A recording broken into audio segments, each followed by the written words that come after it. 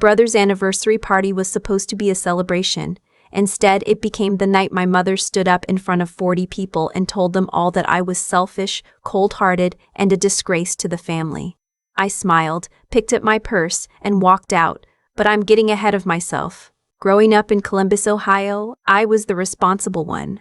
That was just the role I fell into, the way roles get assigned in families without anyone actually deciding. My brother, I'll call him my brother because that's what he is even now, was 4 years younger than me, and from the time he was maybe 7 or 8 years old, he had this quality that I can only describe as magnetic helplessness. He wasn't mean. He wasn't malicious. He just had a way of looking lost that made every adult in the room want to solve his problems for him. My parents were no exception. My mother especially. When he failed his driver's test twice, she drove him to work every morning for 3 months, until he passed the third time. When he dropped out of community college halfway through his second semester, my father sat him down and said, "Son, sometimes school just isn't for everyone." In a tone so gentle I almost cried, not from sympathy, but from the memory of the lecture I'd gotten at 16 when I came home with a B- in AP chemistry. I don't say any of this to sound bitter. I'm trying to give you the full picture because what happened at that party didn't come out of nowhere. It came out of 32 years of accumulated history that I had mostly made peace with. Mostly. I left Columbus at 22 for Austin, Texas. I had a job offer from a mid-sized tech company, an entry-level salary that felt enormous compared to anything I'd known, and exactly 1 box of belongings I was willing to pay to ship. I told my parents I'd come home for holidays, and I meant it. I did come home. I showed up every Thanksgiving and most Christmases, I sent birthday cards and called on Sundays, and I stayed in a relationship with my family that I would describe, honestly, as functional. Meanwhile, I worked hard. I got promoted twice in 3 years, changed companies once, and by the time I was 29, I was a senior product manager making a salary that would have seemed fictional to my 22-year-old self. I saved aggressively. I lived in a 1-bedroom apartment that I liked but didn't love, drove a car that was practical and didn't spend money on things just because I could. When I was 31, I bought a condo. A real one. 2 bedrooms in a neighborhood in East Austin that had just started to turn, with a private garage and views from the living room that made me stand at the window sometimes for no reason at all, just because I could. I was proud of it. Not in a boastful way, in the quiet way you feel proud of something when you know what it cost you to get there. My brother, around this same time, was living in Columbus with his wife. They'd gotten married 2 years earlier. A big wedding that my parents had largely funded, which I'd attended and smiled through and genuinely wished them well at. His wife is not a bad person. I want to be clear about that.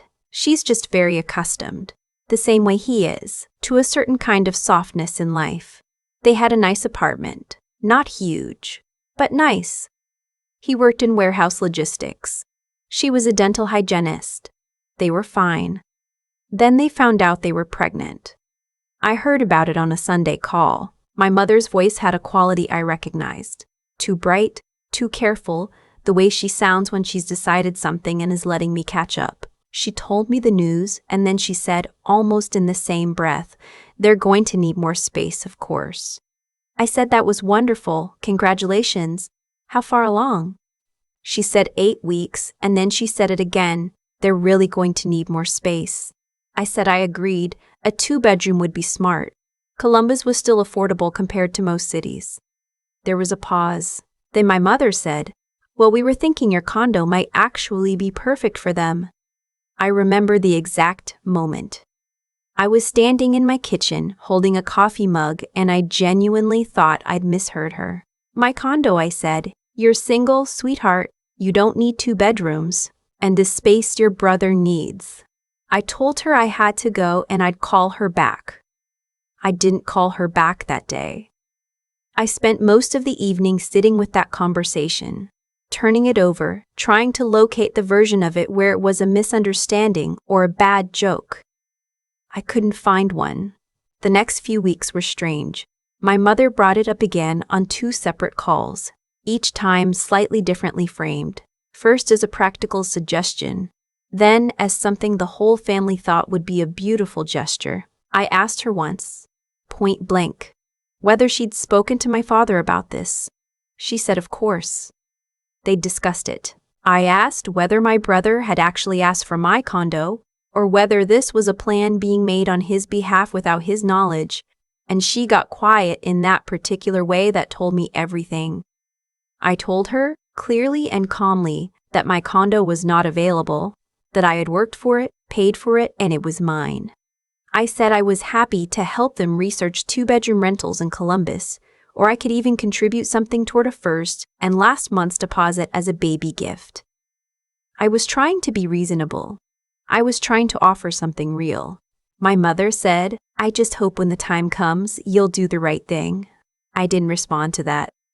My brother's first wedding anniversary fell in late October. My parents had planned a dinner for it. 40 guests, a private room at a steakhouse outside Columbus. The kind of event that was ostensibly a celebration, but had always functioned in my family as a performance. My mother loved these gatherings. She was good at them. She arranged them meticulously and presided over them with a particular kind of gracious authority that I'd grown up watching and that I'd always known included a version of me playing my assigned role. I almost didn't go. I want to be honest about that. Something in me knew, the way you sometimes know things before you know them, that the condo conversation wasn't finished. But I also told myself I was being paranoid, that my parents wouldn't do something dramatic at a family dinner, that the last 3 months of calls and suggestions had been unpleasant, but ultimately just talk. I bought a flight. I booked a rental car. I showed up. The first part of the evening was fine. I hugged my brother, who seemed genuinely happy to see me, and genuinely oblivious, I think, to the full scope of what had been happening in the background. His wife was glowing, 8 months pregnant and clearly nervous about the attention, which I found endearing. I sat next to a cousin I actually like, drank 1 glass of wine, ate a very good ribeye, and thought maybe I'd been wrong to dread it. Then my father tapped his glass with a knife. He stood up. He was smiling, the wide, comfortable smile of a man who feels completely in his element. He thanked everyone for coming, said a few things about marriage and family, made a joke that landed reasonably well. And then his tone shifted. It was subtle enough that I don't think most of the table caught it immediately. But I did. I knew his voice the way you know the sound of weather changing. He started talking about family obligation, about how the measure of a family wasn't how they behaved in easy times, but in hard ones, about how his son was bringing a grandchild into the world and deserved the stability that a real home provides. He said this warmly, nodding at my brother and his wife, and several people around the table, made soft, approving sounds. And then he said my name. He said my name, and he looked at me across the table, and he said that he hoped, with a new chapter beginning for this family, that everyone would find it in their hearts to contribute what they were able to. He looked at me when he said it. He looked at me for long enough that the people seated near me looked at me too. I felt my face go still. Not blank, still. Like something in me went very quiet. My mother, from the other end of the table, added in that gentle practiced tone that some people in this family had been blessed with a lot, and that blessings were meant to be shared. 40 people. My cousin next to me had stopped moving. My sister-in-law was looking at her plate. My brother was looking at my father with an expression I couldn't fully read. Not quite surprised, not quite complicit. My father was still looking at me, waiting. I picked up my glass and I took 1 sip of water, very slowly, and then I set it down. I said, I'm not giving up my condo. I said it quietly, conversationally almost. I wasn't performing for the room. I was just saying a true thing. My father's face changed. He said in a voice that was no longer warm, that this was not the time or the place for selfishness. He said I had always put myself first and that it was a pattern he and my mother were tired of. He said that my brother was his son and deserved better than a sister who would sit on a luxury property while his growing family struggled. I said, I bought that condo with 8 years of savings. You did not contribute to it, and I did not ask you to. It's mine." My father said something then that I won't repeat in full because it's the kind of thing that, once it's been said, doesn't need to be repeated. The short version is that he called me cold. He said it in front of everyone at that table, that I had always been cold, that my success had made me hard, and that he felt sorry for me. The room was completely silent. I stood up. I picked up my purse. I looked at my brother, really looked at him, and I said quietly, just loud enough for him to hear, "I hope you're happy." And then I walked out. I got in the rental car. I drove back to the hotel. My hands were not shaking, which surprised me. I sat on the bed in my room and I called my best friend, who lives in Denver, and I told her what had happened, and she said, "What do you need right now?" And I said, "I need to know I'm not crazy," and she said, "You are so far from crazy," and that helped. Then I did something that I'd actually thought about in advance. And if I'm being honest, the fact that I'd already thought about it tells you something about where I knew this was heading. I called my attorney. She handles contracts mostly, not family law, but she gave me the name of a colleague who did estate planning. And I'd already had a preliminary conversation with that colleague 6 weeks earlier, after the second phone call with my mother, where the condo came up again. The next morning, I sent 2 things. The first was a text to my brother. I told him that I loved him, that I wanted a relationship with his child, and that I needed him to understand that what happened at that dinner was not something I would simply absorb and move past. I told him that if he wanted to have a real conversation, not one mediated by our parents, not one where his job was to advocate for their position, I was open to it. He didn't respond for 4 days. The second thing I sent was an email to both of my parents, with my attorney copied. It was not aggressive. It was specific. It outlined that my condo was my sole property, that I had received no financial assistance from them at any point in its purchase, and that any further communication intended to pressure me into transferring or modifying my ownership of that property would be considered harassment and treated accordingly. I told them I was willing to have a relationship with them going forward on the condition that my financial autonomy was respected absolutely. My mother called 8 times in the following 48 hours. I did not answer. My father called once, left a voicemail that began with, "Now listen here," and ended somewhere I didn't hear because I deleted it at the 12-second mark. My aunt, my father's sister, who had been at the dinner, texted me separately to say that what my parents had done was wrong and that she was sorry I'd had to go through it. That text meant more to me than I can fully say. My brother finally responded on the 4th day. His message was longer than I expected. He said he hadn't known in advance exactly what our parents were planning to say at the dinner, and I believed him, mostly, because there was a specific kind of embarrassment in his message that read as genuine. He said he didn't think it was right to pressure me. He said he and his wife were going to look at 2 bedrooms in a neighborhood slightly farther from the city center where the rent was more manageable. He didn't apologize for our parents, but he didn't defend them either. I wrote back and said I appreciated him telling me that. I said I'd like to be present for the baby if he'd let me. He said yes. The weeks after that were quiet in a way that felt earned. I flew back to Austin, went back to work, went to the gym, cooked dinner in my kitchen with the good lighting and the views I'd worked 8 years for. My parents did not reach out again after the email. I don't know if the attorney's name on the CC line was what made them take it seriously, or whether something else shifted. I've stopped trying to understand their reasoning, because I've realized that trying to understand it was always how they kept me engaged. I went to Columbus in February when my nephew was born. I held him in the hospital room and he was small and perfect and completely indifferent to all family drama, which felt appropriate. My brother and I sat in the waiting room together at one point, just the 2 of us, and he said, "I'm sorry about all of it." And I said, "I know." And we sat there quietly for a while, which is, I think, what we needed. My parents were there too. I was civil. I was not warm. When my mother reached for my hand at one point, I let her take it for a moment and then I moved my hand away. There are people who would say I should forgive them.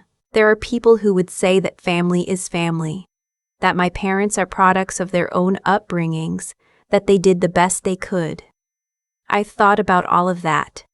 I've turned it over carefully. I've done the work, real work, with a real therapist, not the televised version, of trying to understand where they came from and why they are the way they are.